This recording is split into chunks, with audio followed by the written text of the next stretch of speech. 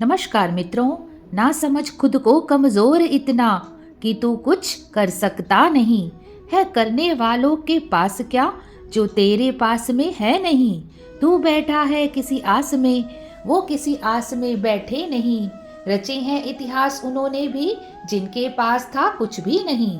दोस्तों, जब अर्जुन ने युद्ध के परिणामों पर विचार किया तब वह चिंतित और उदास हो गया। अर्जुन का वह धनुष जिसकी टंकार से शक्तिशाली शत्रु भयभीत हो जाते थे, उसके हाथ से सरकने लगा।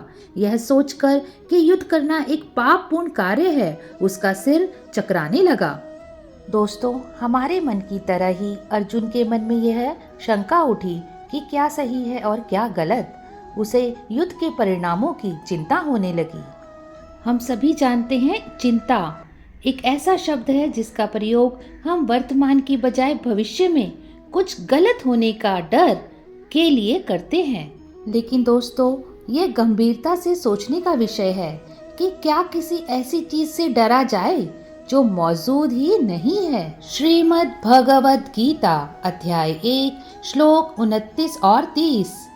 वेपतुश्च शरीरे मे रोमहर्षश्च जायते, गाण्डीवं स्रंसते हस्तात् त्यक्चैव परिदह्यते, न च शक्नोम्यवस्थातुं भ्रमतीव च मे मनः।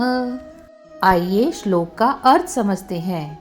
अर्जुन श्री कृष्ण से कहते हैं, मेरा सारा शरीर कांप रहा है, मेरे शरीर के रोए खड़े हो रहे हैं, मेरा धनुष गांडीव मेरे हाथ से सरक रहा है और मेरी पूरी त्वचा में जलन हो रही है। मेरा मन भ्रमित हो रहा है, मुझे घबराहट हो रही है और मैं खड़े होने में असमर्थ महसूस कर रहा हूँ।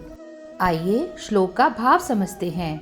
मन संभ्रम के कारण मानसिक रोगी के शरीर में उत्पन्न होने वाले लक्षणों को यहाँ पर विस्तार में बताया गया है।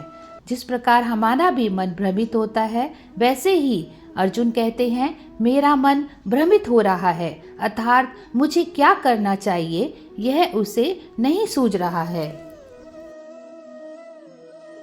अपने अधैर्य के कारण अर्जुन युद्ध भूमि में खड़ा रहने में असमर्थ था और अपने मन की इस दुर्बलता के कारण उसे आत्म विस्मृति हो रही थी।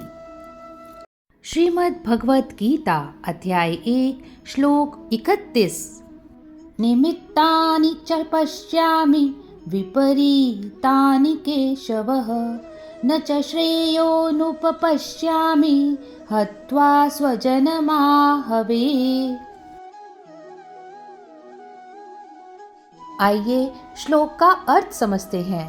अर्जुन श्री कृष्ण से कहते हैं, केशी राक्षस का वध करने वाले हे केशव, मुझे केवल अमंगल के लक्षण ही दिखाई दे रहे हैं। युद्ध में अपने वंश के बंधु बांधुओं का वध करने में मुझे कोई अच्छाई नहीं दिखाई देती है और उन्हें मारकर मैं कैसे सुख पा सकता हूँ। आइए श्लोक का भाव समझते हैं। मन की अस्थिरता के कारण अर्जुन हीन भावना से ग्रसित होकर अमंगलीय लक्षणों को स्वीकार करने लगा और विनाशकारी विफलता व सन्निकट परिणामों का पूर्वानुमान करने लगा। इस श्लोक से यह पता चलता है कि अर्जुन मानसिक रूप से बहुत संघर्ष कर रहे हैं और युद्ध में भाग लेने के लिए तैयार नहीं है। इस स्थिति में भगवान श्री कृष्ण के उपदेशों की आवश्यकता थी। आप यहाँ स्वयं को अर्जुन भी मान सकते हैं। गीता के अनुसार व्यक्ति को संदेह या संशय की स्थिति में नहीं रहना चाहिए। जो लोग संशय की स्थिति में रहते हैं उनके कार्य करने की शक्ति कम हो जाती है, इसलिए जीवन में स्पष्ट नजरिया रखना चाहिए। आज के श्लोकों से अतुल्य सीख जो हमें मिलती है, सबसे महत्वपूर्ण होते हैं विचार। आपके विचार अपने आप में वास्तविक या सत्य नहीं होते, वे केवल मानसिक अभिव्यक्तियां होती हैं। आप जो भी विचार करते हैं उन पर सवाल उठाना शुरू कर सकते हैं।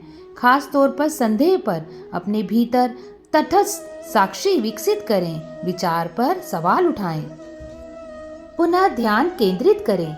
हार मानने के बजाय एक निश्चित समय या दिन के साथ थोड़ा ब्रेक लें और फिर से शुरू करें। श्रद्धा और विश्वास, अपने उद्देश्य खुद पर और अपने द्वारा अपनाए गए तरीकों पर अटूट विश्वास रखें।